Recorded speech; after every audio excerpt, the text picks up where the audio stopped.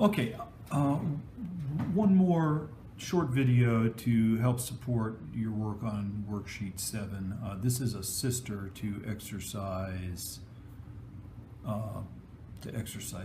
and I've just made this up. And I wanted to do this because there's something that students tend to do that I find really interesting. So we've got an expression. Actually, what we have is an equation, and that's the interesting part. You know, I'm serious about approaching problems doing this because this is the assessment. This is part of the assessment. This is part of what am I being asked. And in this assessment, you should recognize that you're dealing with an equation. See it? There's an equation sign right there. Different from the two previous videos where we were just mucking around with rational expressions. And it's actually good that you have an equation because you have a lot more latitude now. Beforehand, when you were dealing with rational expressions, if you wanted to find a common denominator, if you wanted to take out common terms, you only had one trick, and that trick was to multiply that rational expression by 1, where 1 can take on a lot of different shapes. X minus 2 divided by x minus 2 could turn out to be 1, or is 1, right? X minus 2 times x minus 2, and that's equal to 1. And so we were multiplying expressions like that times a rational expression to get some effect, right? To get some effect, some happy effect. This is different. This is an equation. This problem says solve for x, okay? So let's do this, and let's do this. And the way we start is to go, oh, hold on, rational expression. I can't have the bottom equal to 0, so x cannot be equal to 2. X cannot be equal to negative 2. Okay, so let's just make that little caveat. Note that can't happen. If it does, one of these things blows up. All right, so what can I do here? I've got 3 different expressions. They're all fractions. I know that doesn't look like a fraction, but there it's a fraction. And if I check these fractions out, every one of them's got a different denominator, right? So I've got to deal with that before I can start putting these together in any way. This is asking me to add these 2 things, okay? So if you'd like, you can start to find common denominators, blah, blah, blah. It looks like x minus 2 times x plus 2 is going to be a common denominator. Multiply top and bottom on this guy by x plus 2.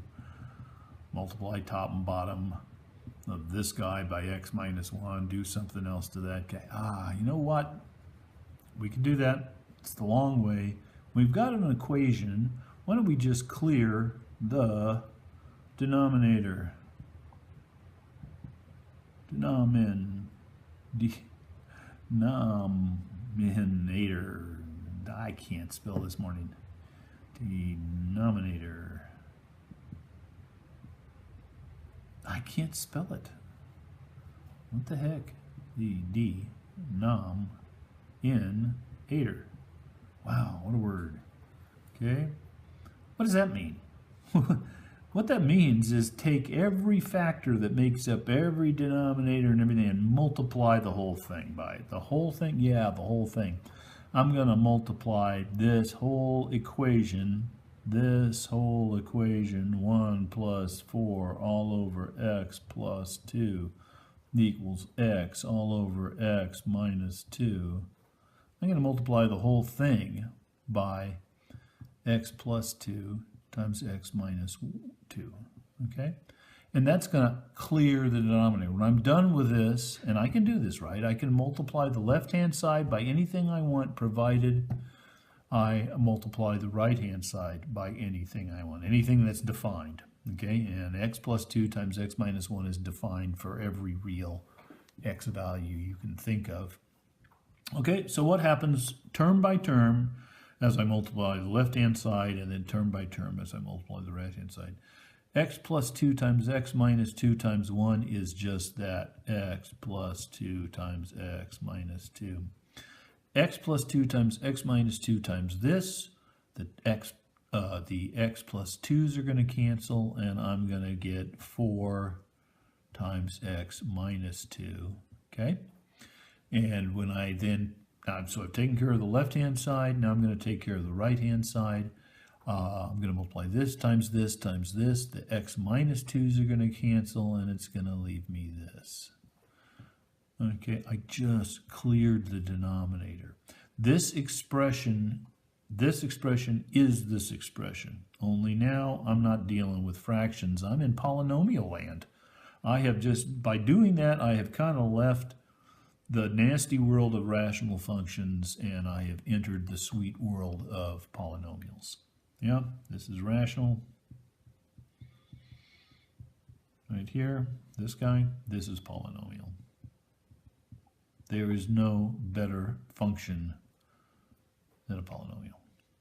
Okay, so let me just fan everybody out here. This is going to give me x squared minus 4, difference of squares, plus 4x minus 8. Over here, I've got an x squared plus a 2x. I'm going to pull everybody over on this side. Oh, look at that. When I move this x squared over, I'm going to erase that x squared. When I pull this, I said I was going to pull everybody over. I'm going to put all the x's over here. I'm going to put everybody else over there. So the x squareds disappear. I got a 4x here minus a 2x gives me a 2x. I've got an 8 and a 4, 12. I think I got 12 over here. I've got x is equal to 6, and I have solved the problem. And I did so by clearing the denominator. That's a technique that can be applied to equations. Can't really be applied when you're just dealing with expressions. So that's the sister to exercise 6.